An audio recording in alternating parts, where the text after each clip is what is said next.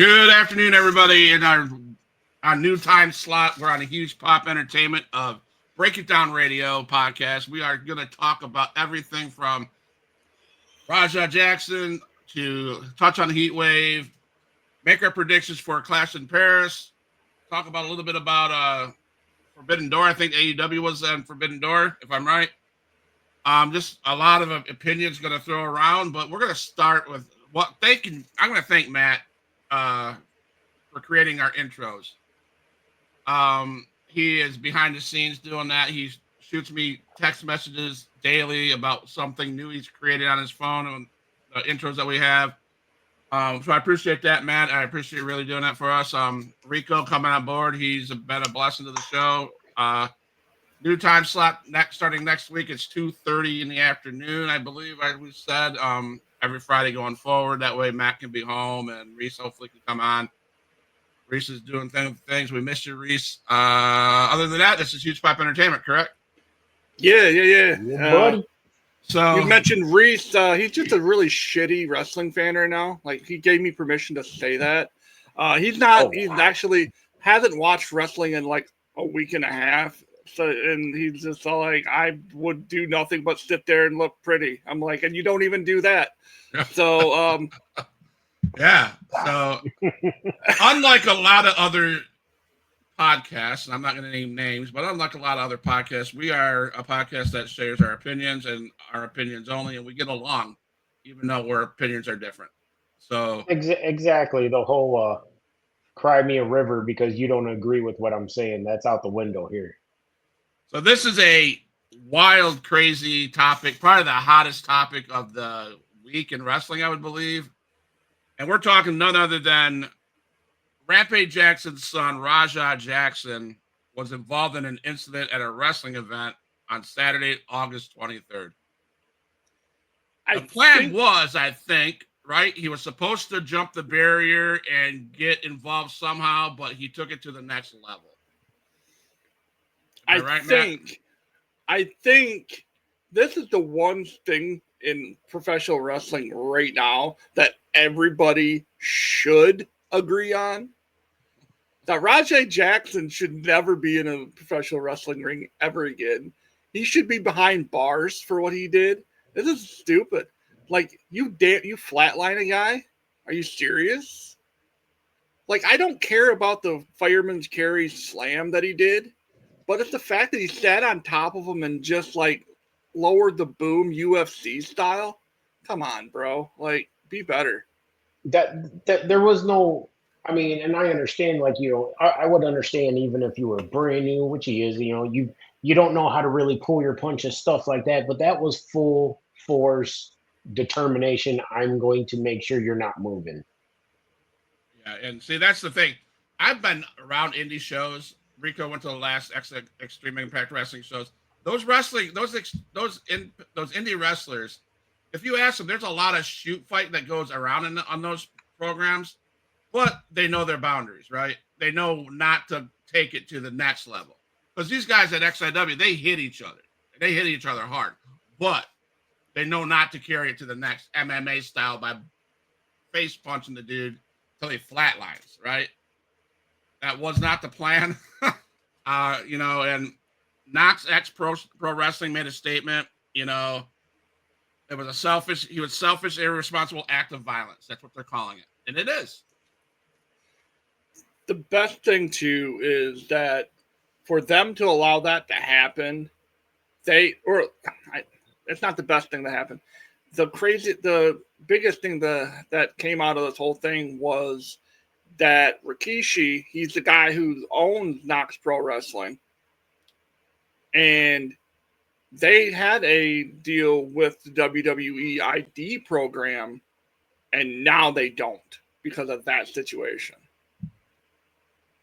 I think that's where you're going to get a lot of conversation is a lot of people in the IWC will say, well, WWE messed up there. Well, no, they didn't. I think WWE covered their ass.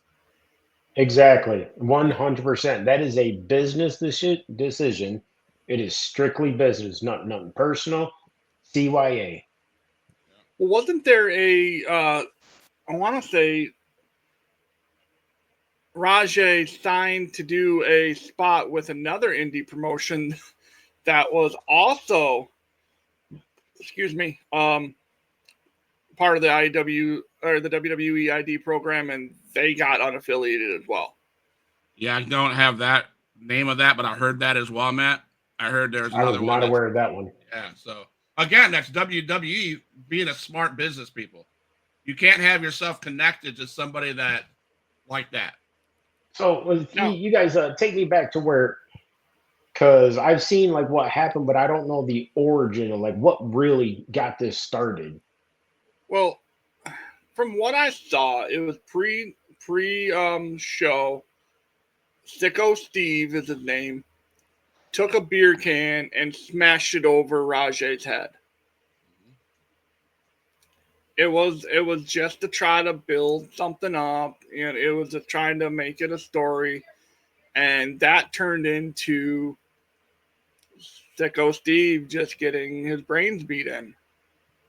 And here's where I hate going off on. I don't want to go off on the rails with this too far, but there are people such as, and I'm going to name drop Mark Henry, who's been in the business, that said that Sicko Steve was to blame for this as well.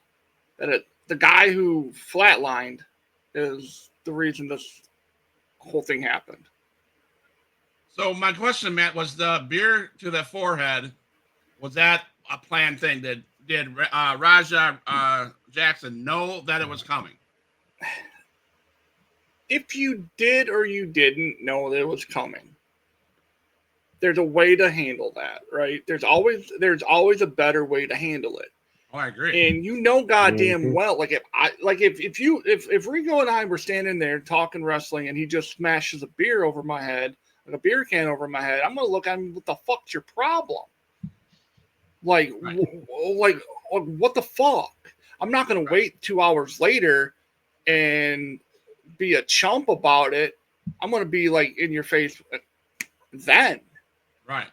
So it almost sounds like Raja was waiting for a moment to make himself look big to take care of the problem that should have been taken 2 hours before. Yeah.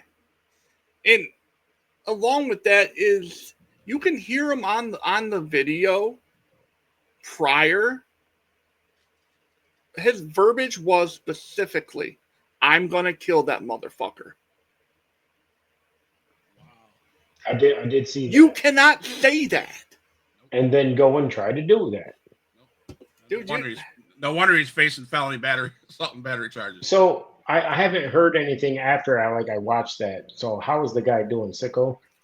Sicko Steve's actually making a recovery right now, from what I've seen. Yeah, from what I've seen. Yeah. Okay. Yeah, you can't just go on camera. Right. Interesting. The world. Interesting facts about Raja. He was a big Kick streamer, Kick personality, content creator. Kick, which is the main platform. Cody streams on Kick. Blah blah blah. Mm-hmm.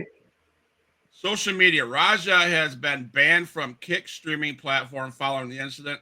Rampage Jackson has also been the target of harassment, including death threats and racist remarks related to the incident. There's been a GoFundMe account set up for Stuart Smith, Psycho Smith family to cover his expenses. But so there's things set in place and people are taking care of it because he's like Kick. They don't want that affiliated with them anymore, right? Mm-hmm. And I just think it's it was a poor mistake. Poor judgment. I would hope that Raja sits back and says, "Oh crap, I shouldn't have done it." But by this time it's too late, right? The only thing I don't agree with that right there is why is Rampage getting so much heat? It's like, that was his son's actions. He did it. Even Rampage, like when they first initially showed him and talked to him about it, he was pissed. Like he not happy about the situation whatsoever. Why are people just being so low as to attack the dad for something the son did that he had no clue about? Yeah. I mean, in Rikishi's eyes, this probably all would never have happened if Jey Uso didn't lose that title. Right. I can't win. I'm looking forward. I'm looking every no. Seriously, I'm looking every Oh, day. man. Right. I no. You're right. I'm looking for it sometime in the near future where Rikishi's going to come on a podcast or his own podcast and let loose on how he thinks Raja got screwed. I'm Just saying. sorry. That was And it doesn't set well. I mean, I'm going to throw this. I don't hate. It's not. That doesn't look good for Rikishi backing something like this up. And all that does, I hope it doesn't tarnish the name, his family name. They don't need that. That's a great family in the wrestling business. I ain't gonna say the name because I don't want to name it, but you know who y'all. Everybody should know who I'm talking about. And that's the thing. Like he was supposed to go in the ring, so that's why nobody jumped in to stop him. He wasn't a crazy fan. He was supposed to go in. He was supposed to do something. But for me, once at least that third punch, you could see fully connect, and my man not moving. Somebody needed to grab him, not just try to whip him off. I don't care if you got a German and get him off. Yeah. well. That's the thing. And why would you? Okay, so he's sitting at ringside. He's doing all this and that, and they're telling him, okay, you can get in there and get your receipts, collect your receipts, get your revenge. Why would you say that? Why not explain to him, hey, listen, this is what we're going to do. You're going to get in there. You're going to give him a fireman's carry. And you're going to power slam him. And then you're going to get up and you're going to like stare down at him like, all right, we're done. And I'm not slamming Rikishi because this is his promotion. But if you tell a guy to go in there and get receipts, tell him the proper way to do it instead of just saying, yeah, go in there and get your revenge. Like be like, hey, listen, this is what I want you to do. That's how we do business here. Not just give someone who's really not been. I mean, Rampage is a UFC guy, a Bellator guy, those kind of guys. He's not a professional wrestler. He's been in a couple promotions like TNA. He did a spot there for a little bit with the Aces and Eights and that kind of stuff back in that era. But he's not smartened up to this culture. So what it needed to be is more. I think there needed to be more communication between everybody. Yeah. Again, there's only one true victim here, and that's Sicko Steve, and I hope he makes a complete recovery. Everyone else that was associated before and after this situation, or actually leading into the situation that allowed Rajay to do what he did, is at fault here. It's not. Rajay should have had the common sense not to beat the shit out of somebody, but the people that were there telling him to go get receipts, come on.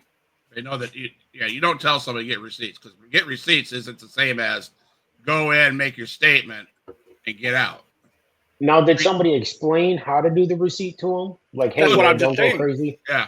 That's what I'm saying. Rikishi, it being his promotion, should have been like, hey, go get your receipts, but this is how we do it. Yeah. Obviously, that wasn't done. No. Because if that was done, we wouldn't be talking about this right now. No. Well, I mean, it could have been done, but yet he was still pissed about the beer can, and he took it personally because he felt like he was embarrassed. And allegedly, Rajay suffers from CTE as well. So that's another layer to the story.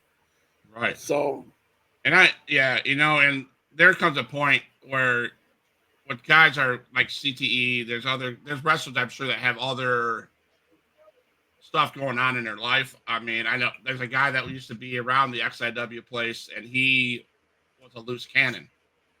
He didn't know how to keep business from personal. And now he's not with anybody in the Indies anymore because he's in jail. And whatever. But you got to make sure when you bring somebody into a promotion that you explain what you want and how you want it, because now we look. Now Knox Pro has to try to recover from that. They lost an affiliate with the WWEID, everything. Now you got to try to rebuild. So we had two big major pay-per-views, I guess, Heat Wave and Forbidden Door. Anybody watch any of those shows that want to talk about what they've seen, what their highlights were? Yeah, I watched off and on. You'll be proud of me, Scott. I actually sat down and I watched Forbidden Door. I watched an AEW pay-per-view. Thank you to my boy Matt Doolist and Sean over there at Uncensored. They streamed it for a bunch of people. So, what were your takes from it? What were your takes from it? What were some of your takes from them? There was spots where it was entertaining. There's also a lot of spots that were like, "Are you serious?" kind of thing. There was a lot of spots that it was like, for example, the main event was a was a six-person tag cage match. Matt Nick Jackson. That was one of my favorite parts of the whole thing. Matt Nick Jackson.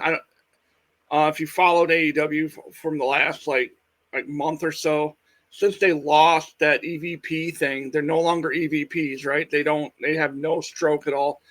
And every time out to the ring, the guys in the truck fuck with them. Like they just mess with them, and they like put out the nameplates don't say Matt and Nick Jackson. They say like a name that they used in the Indies like 12 years ago. They'll throw on different theme music, and well, anyway, they came out. The Titantron behind them said EVP with a circle around it and a slash through it. It just said marvelous Matt and something Nick or something like that and they came out and their theme song was Hanson's Bop. I popped. I thought that was the funniest shit I've seen in a long time. It gets better though. During the pay-per-view, Matt and Nick Jackson, they're in the back and they're like, "You're gonna do this, blah blah blah blah blah," and we're gonna have a violent match. We're gonna go out there. I need thumbtacks. I need this and this and this, and so they get the thumbtacks out, right? And they dump out the bag that's supposed to have thumbtacks, and it's gummy bears. The look on Moxley's face. I wish I was making this up. I really wish I was. Oh, I'm gonna have to see this now. Wow. The look on Moxley's face was priceless. He's like, "What? We're gonna do gummy bears?" Oh, I'll get to Mox in a minute. Yeah, Mox really. I'm not a guy for gratuitous violence just to have gratuitous violence. And his spot just felt a bit unnecessary, in my opinion. He took a fork. Oh, and let's back it up even further. They took Darby Allin because he was on the opposing team. Took him. Took duct tape. And duct taped him to a steel chair. Couldn't move. He's a professional wrestler, and his kryptonite is duct tape. Okay, gotcha. His hands are to the side, helpless. Darby Allin, and of course, Darby Allin's a skateboarder, has those big gauges in his ear, and John Moxley decided to channel his inner Randy Orton, and I hated this when Randy did it too. And but when Randy did it, he took a screwdriver and put it through Jeff Hardy's ear gauge and twisted, right? Yeah. Mm-hmm. Well, John decided to take a fork and just ram it inside of his ear gauge. Blood just starts gushing everywhere, and he makes Darby's ear look like spaghetti. Is that needed to tell a story? That's my one thing. Is it needed? No, it's not needed. It's not necessary, not needed, and I could have done without it. But it's John Moxley doing John Moxley things. It's just how he operates. But yeah, See, I'm not against the blood and gore. I love it. There's times where it's really not needed, but I'm just a big fan of it. Well, I watched that, and I agree with you, Rico. I love it, but he took that. He was I don't know whether he was allowed to do that or not. He took that to the utmost higher level. And I agree. I love guts, and I love blood and guts, blood and gore. But that was blood and gore's here. He went way the hell up here. Hey, Mox raised the bar. So that leads to my next. That leads to me a question. I know I really want to get to the Clash in Paris prediction. That's the main meat and potatoes. But that leads me to a question.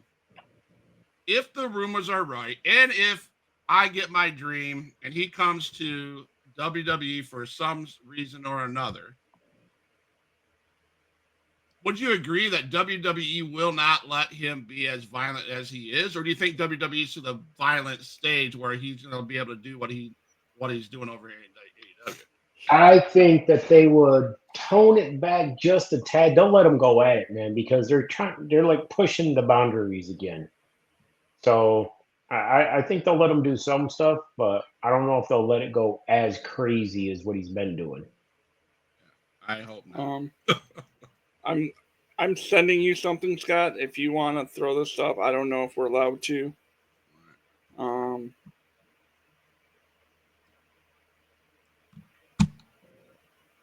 But no, we seen on that whole pay-per-view them when Mac is done. We seen Wardlow coming back. He joined the Don Callis group.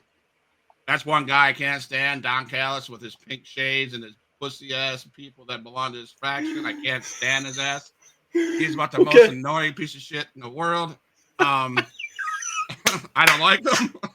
Well, your brother's right there. Don't talk about him that way. His main dude, I can't remember his name, but he's got the pink pair of shades too, with little drips going down his fucking face. I can't do it. A shout out, by the way, and I hate doing this because I have conversations with the people from Outcasted all the time, not Outcasted, Uncensored all the time. Shout out to Sean. I don't know if he's listening right now, but he had an absolute nuclear meltdown every single time Don Callis came on the pay-per-view. Like, he hates the fact, he goes, talking about how he's bald and a bald dude should have facial hair and he doesn't look right. He looks like an uncircumcised dick and all this and that. And I didn't get it, Matt. They won't let me send it for whatever reason. Hold on, let me send it. Let me send it via Messenger. So he's talking about anyway. Go ahead. Yeah, not enough facial hair. And he goes, and so every time he would bring that up, I would go into my the whole Owen Hart thing where he's all Jason Temptation did the whole I would say he tried being a tough guy once. He just couldn't get a damn beard to grow in. And like so Callis looks like that half a turd that just never went down. Yes. I mean, not a nugget. He's actually like half a turd. So we've seen that happen, Don Callis and whatever. Jamie Hayter, of course, is always fun to watch. She had her match. There was a controversial finish to the Okada and Swerve Strickland match.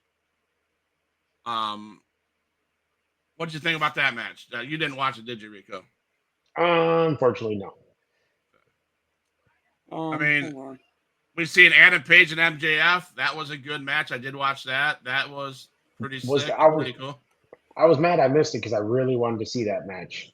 The only thing I had for that match was the amount of false finishes were stupid. Yes, I agree. 100% agree. And I will say this, and Matt, you're going to agree with me. You're going to say, "I told you so." For the first time watching this pay-per-view, the matches I watched had that what Matt would always refer to as that silly, joking, stupid spots, and every match seemed to have that. Yep. And so the MJF match, the stipulation that MJF had was he didn't have to waste his contract, and it was any way you lose, anything you do illegal, you lose anyway. So MJF handed Hangman Page the ring or laid it on the thing, and then it was just these dumb things that MJF was trying to make Hangman do, and you're like, come on, these are not necessary. The making spaghetti that Moxley did, there was just a lot of things that happened in that show that was like, are you kidding me?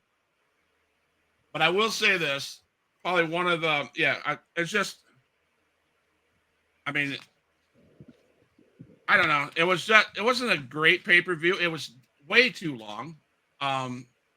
It seems like AEW pay-per-views have to be 10 hours long. Not really. It was like 6 hours long, but it was 3 hours too long. But No, I don't know I if was you just can. gonna just to throw something in there real quick, man. It's because you're talking about like you guys talk about the false finishes, and I just WWE is doing it too, where there's Well, so many matches. Oh, go ahead. What were you gonna say? the, they are, but when you have a roll into a roll up into a roll up into a roll up, like they went from ring post to ring post to ring post to ring post to ring post. Like it was like seriously that many. It was like a good 45 seconds, Of just roll 45 ups. seconds to a minute of just them going back and forth with false finishes of their own. It's like they went back and forth for like a good 40 seconds, and it's like really like it's at that point I hate being like Jim Cornette, but why? Like that's like No, it false is. That's finishes are stupid. It's almost a slap in the face to us fans. Like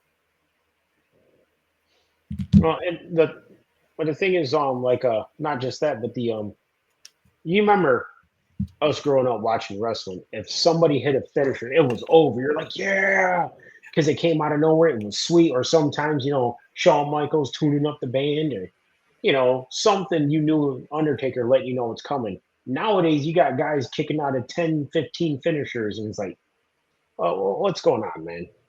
Like, come on, can we just go back to having the Orton RKO out of nowhere? Boom, one and done. Maybe two of them, depending on the opponent. what was the like there's the end of days is the only finisher that only one person's ever kicked out of, I believe. I I can't think get it's it, Matt. I think that might be the only one. I can't get it. I can't get it to download, Matt. All right, hold on. But it was an okay pay-per-view. I mean, Ricky Saints at the end. No, that's at that was Yeah, NXT. thank you, Cody. Cody said Cody took 9 AAS at SummerSlam. Yeah. It's freaking ridiculous, man. So Well, I'll have that for next week. all right. Because I have a video. There was a video of Moxley doing what he did. Maybe I can find it on TikTok real quick. But go ahead and I'll just. So then we had So where are we at now here? We're talking about Oh, Forbidden Door. Forbidden Door. Then AEW had Dynamite on Wednesday, and a couple highlights from that. One of the biggest things I thought was cool. So highlights from the week that I found that I thought was pretty cool. One of them from AEW. Taz will be inducted into the 2300 Arenas Hardcore Hall of Fame, and that'll happen, I believe, here in the next couple weeks. I don't know if it's at the next AEW pay-per-view. I can't remember where they said it was. And the report indicates that I believe I can't remember who he said was going to be who he said was going to. I think his son Hook actually is going to do that. I'm not. Yeah. So that's going to happen. One thing I do want to say about AEW with the Moxley thing, and I'm glad that they're incorporating Briscoe in it. Mark Briscoe. What other guy would be a good fit for that type of atmosphere, right? You have Moxley, who's hardcore. You have Briscoe, who's hardcore. Why not? Why not do that? Other highlights I found is Cody Rhodes and Brandy welcome their new baby. So Cody Rhodes and Brandy Rhodes welcome their third child this week. So that's a good thing. So hats off to him. Nice. He's getting some on his time off, so that's good. And now he's got to be a dad. So that's well, good. that was 9 months ago. So he was getting busy 9 months ago. Yeah. There's going to be corporate layoffs in WWE staff and their staff ongoing. So again, which makes no sense to me. I'm sorry. If anything, people ought to be getting raises because the amount of money TKO is charging people to go to these events. You'd think that they wouldn't have to have any layoffs, but that was my next question was, why are we having so many layoffs when the company supposedly is doing the best it's done in years? But yeah, we've seen more layoffs in the past couple of years than you have in the past 30 years. Yes. Good question. So I sent you over that. I found a black and white version of it. So yeah, just a second. So I have, while I'm uploading this from Matt, we're going to show this so we can talk about it. Then the Jericho rumors. We talked about that last week, I think. I think he'd be great to come over to WWE. I think he'd be a good fit. But if he stays in the back and does it like that, I think it'd be good idea. I think it wasn't Eric Watts that was saying to Matt and I, or it might have been the ECW ref that was saying it. We need guys like Chris Jericho in the back to encourage, to teach, to make these young kids. The biggest thing Eric Watts said was make these kids responsible. And if they would have had something like that back at Knox Pro, I'm just thinking out loud, would this kid have did what he did? No. I don't know. So here we go. Here's the video. It's a 39-second video. And Moxley with the fork. We saw this at All In, remember? Yeah, Moxley, he was on the receiving end at All In. This time, perhaps ready to dish out the punishment. Moxley kept chanting out Bill of the Butcher, using that fork as a weapon. No, look at it. Digging the... God, he's going to lose. He's going to lose that. He's going to lose that ear. Oh! He's going to lose his freaking ear. Barbaric is what this is. Somebody needs to stop this right now. Somebody jump in. We knew there's no way to stop it. All right, I'm going to pick that apart. That was freaking hilarious. First of all, the ref expression was like, I don't know what to do. You can't do a damn thing. It's an Extreme Rules match. Like, there's nothing illegal about that. And then who's that on announcing? That was Tony. Who's that announcing? The Tony Schiavone. Tony Schiavone. His thing is like the way he's like talking. He's like, someone needs to stop this. And it's just totally it's just funny. It's like, no fucking shit. Someone's got to stop that. Like, but hey, Darby said go ahead with it. He puts the fork in his mouth. Yes. Yeah, like that sterilizes it real good, John. Let's get Someone's to the meat. Getting hepatitis A, B, and C. They're getting all the heps that night. All the heps. So Clash in Paris is Sunday, correct? Yes. Yep. It's a 11 1 o'clock start. Yeah, 1 o'clock start. So we're just gonna go down the line. I mean, I know that we haven't talked much about Raw. I'm gonna watch SmackDown today to see. I hope that your guys' theory of the guy that goes down is the guy. What is it? The guy that goes down is on the go home shows is the guy that's winning, right? Most of the time, yeah. So we're just gonna go down the line. First match we'll talk about is Sheamus versus Rusev. Who do you got and why? Well, that one. You know what? I'm gonna give that one to Sheamus, man, because it's hard because I feel like Rusev just came back and he kind of needs it, but in the same sense, I feel like Sheamus hasn't gotten anything in the past couple of months, so he kind of deserves it. So I don't know. I'm torn, but I'm going with Sheamus. Matt. It's a good old fashioned Donnybrook match, right? So they're just going to beat the piss out of each other. I'm in the same boat with you. I really think that Rusev needs it. He needs the Rusev Mashka, yeah. You know what? Let's roll with Rusev on this one. I think Rusev wins. We might even see Lana show up. Who knows? I'm going to agree with Matt. I think at this point in time, Sheamus doesn't need to win a damn thing. He's just Sheamus. He's put his mark on the books. Rusev needs to be pushed. I think he needs to be pushed more than anything.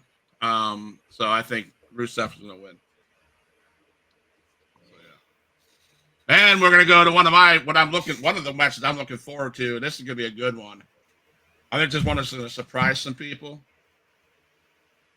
Women's Intercontinental Championship. Becky Lynch as the champion going up against Nikki Bella. Anybody got any opinions on that one? The man's gonna win. I mean, if they take the belt off of Becky for a part timer, no shot. No. Yeah. So you said that this match is going to be surprising. For me, I think, yeah, it is. I'm hoping so. And it's nothing. And I say this with the utmost respect for Nikki.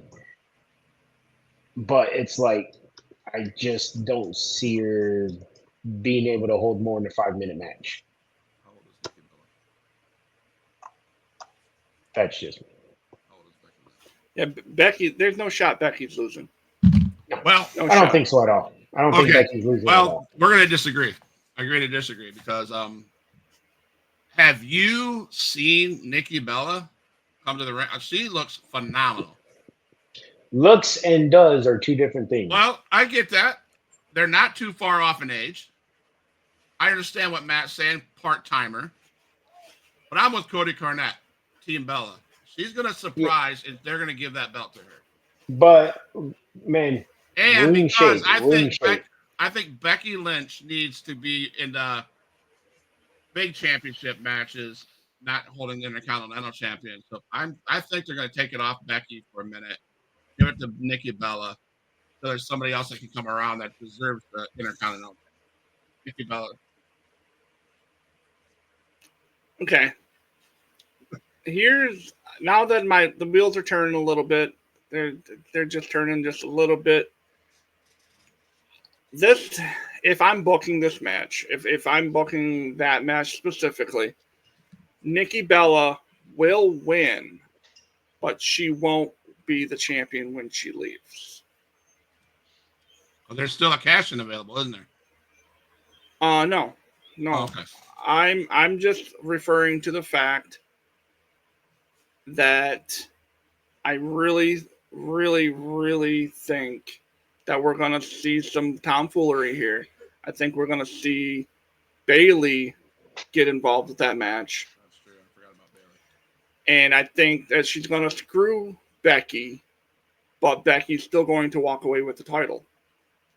And as far as the Nikki Bella stuff is concerned, yeah, she looks like $1 million, but then the bell rings. Exactly. Like she looks great, yeah, but then the bell rings and she looks like a part timer. Can she still throw down? Yeah. Oh, we're going to see it Clash in Paris because I think she can. I hope you're right. I don't want to see Becky Lynch get screwed. Well, No, but I do Matt, agree. real quick, I was thinking, man, I don't know if it'll happen. That's why I didn't say it, but I'm wanting that Bailey to just come out.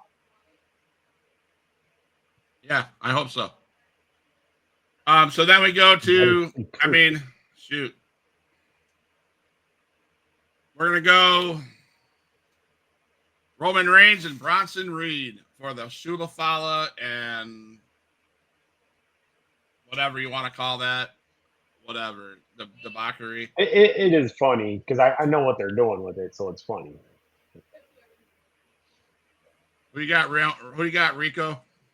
Oh, come on now. Well, no, that's deceiving because both them punk asses are doing this now. So one's Because they're wearing trying to mess shoes. with Roman. That's why. That's all the reason why they're doing it, is try to mess with him. So we got Roman Reigns down at Rico. What about you, Matt? This is Roman's first PL. Was he at SummerSlam? I am horrible. No. I don't think so. Okay, so this is his first PLE back. Yeah, since he this teamed up whole with Jay. start. You teamed up with Jay at SummerSlam? Wait a minute, I'm forgetting my No, I don't think PLEs so. here. He was at was he? Yes. Thank you, Cody. Okay. Yes, okay. The OTC wins. I mean, come on. It's Roman. Yeah. Bronson Reed to me is just a fat ass freaking jobber at this point. I'm not a Bronson Reed fan.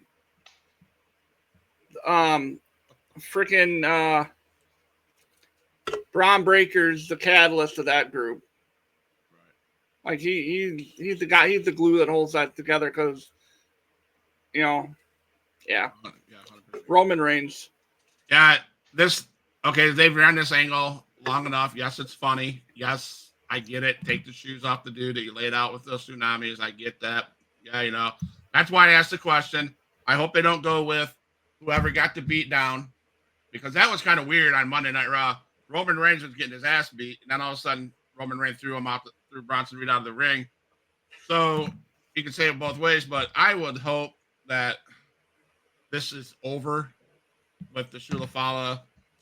It's gone long enough. I mean, whatever. I'm Team Roman Reigns. He'll take the win. I would love for Roman to win, take the Shulafala, and start handing them out to the kids in the crowd. That would be good. That'd be good. That would be sweet. So then he got good old John Cena versus Logan Paul.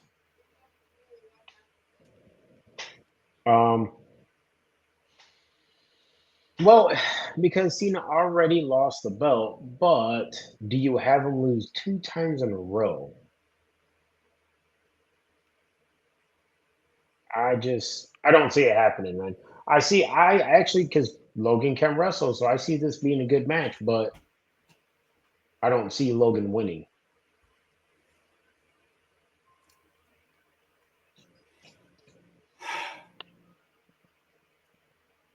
I'm going to take Logan. I'm going to Traitor. I think he's going to beat John tomorrow. Or not tomorrow, but Sunday. I think Logan's going to win because this is the period of time in John's retirement tour that he's going to push the younger guys. I think this is where he can take, because it's not a major one. It's not a major pay-per-view. So it's not going to hurt anything. He's gonna put over a talent, and we might even see Brock Lesnar involved. I don't know. Like we might see some screwy shit that happens. But I think Logan wins. But that will give him more trajectory to become a world champion the next 2 years. Yeah. I mean, point made right there. As much as I hate to say it, as much as it pains me to say it, we're going to see Logan Paul around for a while and probably have some kind of championship. Let's face it, he's earned it. I would say he's earned it. I'm not a Logan Paul fan, but he's earned it. He's earned his Oh, stay. he is. Earned Definitely. his stay where he's at, you know. And why not, right? Why? Like you said, Rico, Cena's lost already.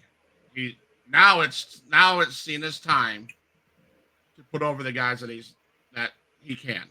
And it won't hurt him. It's not going to hurt him to lose. No, and John Cena. and I understand where you guys are saying, like when Cena said, "My time is up, their time is now." Correct. Like, you know, and I understand. I can see that going into play. So I will say if he does lose to Logan, then pretty much going on forth, he's going to be nothing but trying to put Talon over. Right. And I can see what Matt's saying. We could get the Brock Lesnar sighting. He could show up. And again, he's another guy. Cena doesn't have to beat him. He could get destroyed by Brock Lesnar. The thing that needs to build storyline, what happens if Cena loses to Logan Paul, goes and loses to Brock Lesnar, maybe loses to somebody else on the way to his final match, which I hope is against the final boss, with the final boss saying, "You're a piece of shit, blah, blah, blah, blah, you're worthless, you can't fight. And he just takes the Rock out. I don't know, that's probably not even going to happen, but if I had the fantasy book, that's how I'd work it. Cena being a guy that's failed now. He as a heel, he wins. As a heel, he knew how to do it. Now he's a face, he's losing. And that gets into John Cena's head, and then the Rock comes in, and John Cena finishes that off with his final match. But I don't know. That's really speculating, and that's not even probably going to happen.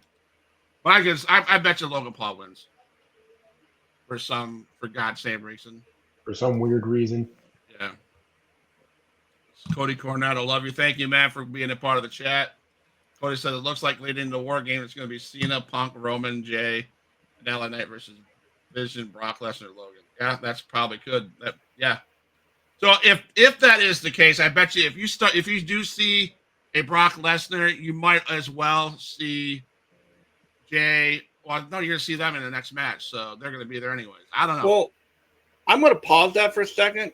I have two issues with the division with Brock and Logan. There's only two issues I have with that, and that is the history between Logan Paul and Seth Rollins. Are we forgetting that they were big time freaking rivals there for a little bit? We were in Andrew and Jennifer and I were in the house when he made the infamous "bye-bye, bitch," like that was to Logan Paul. Brock Lesnar does not team with anybody. Don't play well with others. Yeah. Those two just don't fit with the vision. They just they just don't fit. It doesn't matter if, like Cody just said in the chat, enemy of my enemy is your friend. Brock doesn't have enemies. He has targets. And he doesn't have friends. I mean, and if you remember, Paul turned on him to go back with Roman. So I don't see him going to help Paul at all. Brock is not. Brock, he's laughing he's laughing at that. He's like, no. At this point in life, at that time in life, Brock's saying, "Fuck, I don't need anybody. I'm just gonna come up and whoop somebody's ass." That's what he's gonna do. Logan might be the whole enemy of my enemy is your friend, but Brock, no shot. Brock, yeah. Who knows? Maybe they'll get Rajay Jackson. There you go. So the last match, the main event, I would believe, Seth Rollins, CM Punk, Jey Uso, LA Knight in the Fatal 4-Way match. When I first seen this, I'm going to say this first, so you guys can tell me when I first seen this match, I'm like, oh my God, they're going to do this, right? Someone's going to screw over Seth Rollins. And what if it was me and I had these three boys that are fighting in the ring that shouldn't be fighting in the ring, while Seth Rollins is doing some dumbass shit after the bell rings, and Seth Rollins is outside that ring, I'm falling to the ground, having somebody pin me, get that belt off Seth Rollins. That's what I want to see. Old school, drop to the ground, get covered by somebody other than Seth Rollins. The winner that pins the person gets the belt. I think that's going to happen, and I think you're going to see CM Punk screw over Seth Rollins, and he's going to look at Seth and go, I'm in the business still, and you didn't fuck me over this time. I screwed you over. Well, because I can see Jay working with him on that. Jay just lay down and let him pin him. Why Because not? LA won't do it. LA won't do it. No, LA has That too would much be pride. hilarious. Just Why to, not? like, he had no control Okay. over it. He just lost the belt, and CM Punk just became champion, and now you can't do no cash in. Right. Now I'm going to say this. I'm gonna I have a statement for that. Rico, did you watch old WCW stuff? Because I know that was Scott's deal. Did you watch like WCW in the late like during the Nitro era during the Yeah, the Wars. yeah, was that your jam? Like, did you watch that or did Yeah, you watch I went back and WWE? forth with both of them. Okay, so you know exactly what I'm going to throw out there. Scott just described the finger poke of doom all over again. Yes. Yes. Yes. Wouldn't that be something that happened in Clash in Paris? Oh my god. Oh man, I mean, you have like Because hasn't the topic been discussed that these promotions are doing things that other promotions already did? Well, yeah, Why? you'll never not do that. Like, there's not an original thought Right. in any professional wrestling at this point. I'm just saying, I want that to happen. Damn it, make it happen. It better be. The only original thought we have is a dude wearing a fucking lizard puppet on his hand while he wrestles. Right. But But no, I was like, when I seen that match, I was like, oh my god, he doesn't have to win. He doesn't have to be pinned, first of all. And if somebody pins somebody else, am I right? That's who wins, right? Yep, and that's exactly it. Like they all hate Seth. Can I take your idea and kind of morph it into something a little bit more believable? Sure, I'd be willing to listen to that. I don't want a finger poke of doom. I don't want him to lay down. How about, because you have Punk, who clearly doesn't like Seth Rollins. Right. Jay don't like Seth Rollins. Right. LA Knight's a little indifferent, right? But he's not really a huge Seth Rollins guy either. Those three just beat the brakes off of Seth Rollins, leave him in a heap at the very beginning, and just let those three have a triple threat match. And then you could have your spots with Punk and doing all that, and let one of those three win that way. I'd do that too. Well, as much as I'm not a visionary. I'm not a revolutionary. And I hate Seth freaking Rollins. We'll say this is where I'll go the opposite. You already know where I stand. I do like the ideas. I really do. I think that would be freaking awesome. I'm all for it. But Seth's my boy. I'm going Rollins all day. I mean, I think honestly, Rollins is going to retain. Don't get me wrong. I'm not stupid. I think Braun Breaker is going to get involved with that and help Seth Rollins out because he needs to have that. He's going to play that chicken shit heel role again. He just will. That's the same thing that Roman did too with the bloodline. Hey, again, I'm not bitching about it. I just know that it's what's going to happen. It's Seth Rollins. I don't know.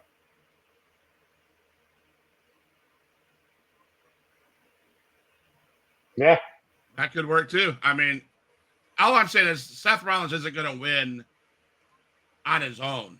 It's either going to be Braun Breaker or something like this that Cody Cornette just threw up there. But I want my way to happen because I just think it'll be funny. Do you always get what you want? No, I'd never get. Don't always get what we want. Never. Yeah. Other than that, that's our wrap up of Break It Down podcast. We broke down Heat Wave. We broke down AEW stuff.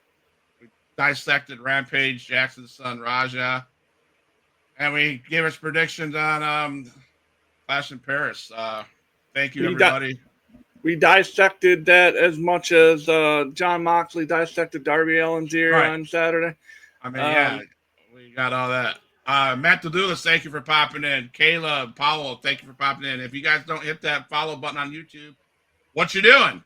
That's not my stick, is it? That's somebody else's stick left a couple years ago. Here, before we go off the air, tune in Tuesday for Blood Feud Radio with me and Reese. He will be back on the saddle again Tuesday, and our show will consist of a little bit of fallout from Clash of the Paris, but we're going to really dive into it on this show next Friday. But we do have our list. This week's list will be best promos. Our personal top 10 promos of all time through like WWE, WWF, or WWE, WCW, everything, and AEW's included in a couple of them as well. And then we're just going to go from there. It's just an hour of Reese and I shooting the shit, really. And then, of course, Thursday is our football football, and Scott and I will be talking about college football. I'll have games picked for that. We're going to pick every NFL team or NFL game this coming week. And then, of course, we're back here again in 1 week at our new time slot of 3:30 Eastern Standard Time, 2:30 Central. So we got that. September 3rd, I have an indie guy. He calls him the Real Giant, the Real Giant. He's a SICW independent wrestler. Buck Breisner. Interesting to hear his story. He did some stuff with WCW and WWE. Can't wait to hear those stories. That is September 3rd, 8 p.m. Central. We also have PG-13 Wolfie D. He'll be on the show September 15th at 2:30 p.m. It's a Wednesday, I think. I can't remember what September 15th is. New shows we're talking about. There's some new shows that might be popping up. Look for those. I'm excited. I love watching Matt's Tuesday show. I think it's great. I think Reese and him kick it off. Reek and I are talking about doing a Tuesday night show. Not sure what it is going to be about, but we're talking about doing a Tuesday night show.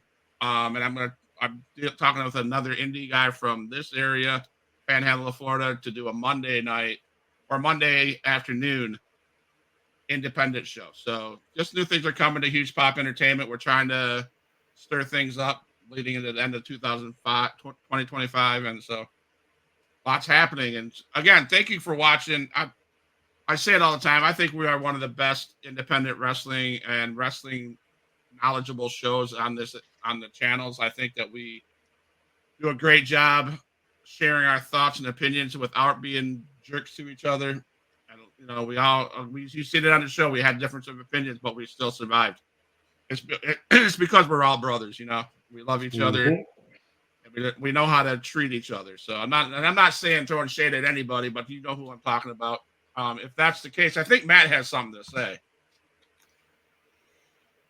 Fire me, you fucking Mark.